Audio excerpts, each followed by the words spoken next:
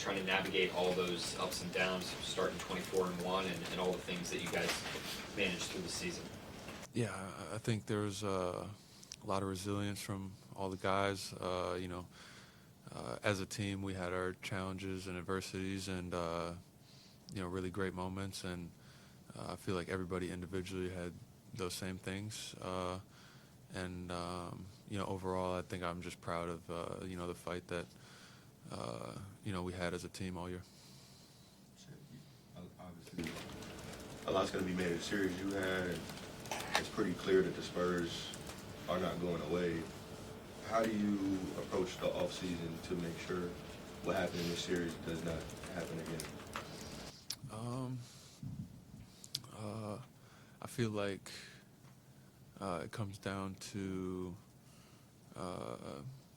kind of looking at the tape, figuring out where I can improve individually, and then trusting my work through the offseason. Pretty low volume of shot attempts and three-point attempts in this series. What do you think led to that? Why do you think you didn't get a ton of shots? I think part of it is being. I also I'm gonna have to really dive into the tape to really understand the specifics of it, but just kind of from a raw feeling, I feel like part of it was being kind of closed out heavy too, and then also kind of just being a little bit out of rhythm at times, but I feel like there were definitely opportunities to get more attempts up that I didn't in the moment, and that's an area to improve. When you think about getting better, is that more so you refining those skill sets that you have, or you just trying to spend time on things that you want to add to your game for the next? I think it's both. It's always both. No matter how good you are at something, you can always improve. Nobody's perfect at any skill, and then I feel like every basketball player wants to improve and add and get better at different things. You spoke before about how earlier in the season you didn't have a lot of experiences, so every mistake was almost magnified, and it was maybe a bigger deal than it really was in the grand scheme of things. How much has that perspective changed throughout the years, and how is that going to kind of help you process the way that this season ended? You're saying my first season?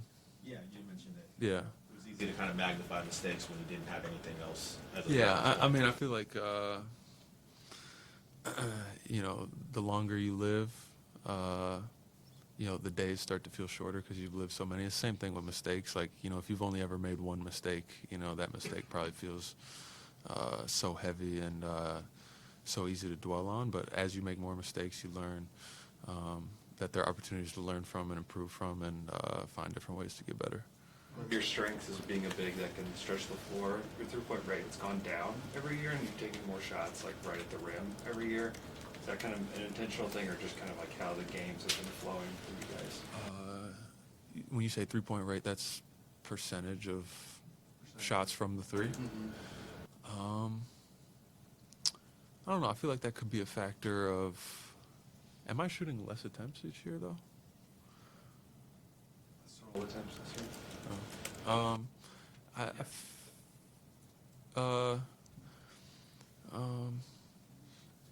I feel like that could be. I feel like basketball is a very fluid thing. That it could be multiple factors. Different. It could be anything from different. Playing different positions to being put in different situations to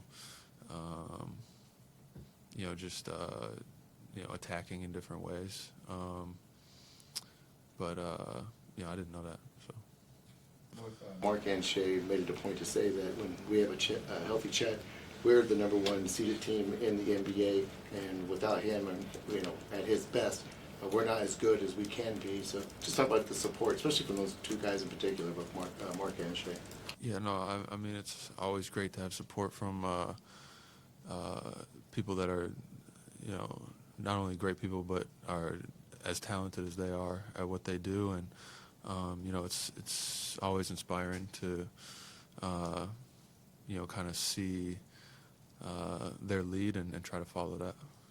How do you sort of balance the context of the Western Conference Finals and sort of not playing up to your standards there, but then also playing some of the best playoff basketball you played in the earlier rounds? I'd definitely say, it sucks losing, and it's hard for that to not overshadow everything else. But you also have to look at everything, understand where you've improved, understand where you still need to improve, and then kind of look at everything objectively, and continue to put your head down and continue to work from there. How did you see Jay Will kind of grow and evolve as a defender this year? He's leaps and bounds. I always thought he was a pretty good defender, but I think his biggest strength was kind of playing defense with his mind. Chargers positioning, and this year, he's really done an unbelievable job of tying in his kind of defensive intelligence, tying that into his feet, and he's moved his feet extremely well. He's made plays with his hands. He's made leaps and bounds in that area, and he's a hell of a player, hell of a competitor. So. How have you helped guys like Sorber and Topić? Obviously, you've had Topić for these couple of years and Sorber for this year. What does that look like, your relationship with them as they're starting their NBA career, similar to how you had to? Yeah, it's almost like trauma bonding. But they're extremely hardworking guys, extremely determined. I don't think I've seen anybody with the determination that Topić has, and Sorber's not far behind him. And I just try to offer them kind of encouragement in their processes of rehab. They're kind of clearing the forest on the hard parts of that. But just trying to offer encouragement and then give them some wisdom wherever I can. I'm not the 60-year-old wise guy. With a whole life experience to give them. But, I've been through a couple of those situations myself, so just trying to, help them out where I can, and, they help me out just as much, with encouragement, and, seeing them work, it inspires me too. Have you seen much of Sorber before he got hurt? I've seen some tape of him at Georgetown. Pick up here, or did you get to see him anything here? I think he was playing some pickup here last summer, but I wasn't in town during that. So, How different of a challenge are the Spurs and Wembanyama? And as you talk about watching the film this summer, and how much of it do you think will be tailored towards that matchup that seems to potentially be waiting for y'all, several years down the line? yeah. I definitely think that they're different in terms of, I don't think there's another team that has their play style, their personnel, so they're unique in that way, and, you definitely have to, you can't just kind of just play like a base, normal, this is what we kind of do on an average Tuesday night type of thing.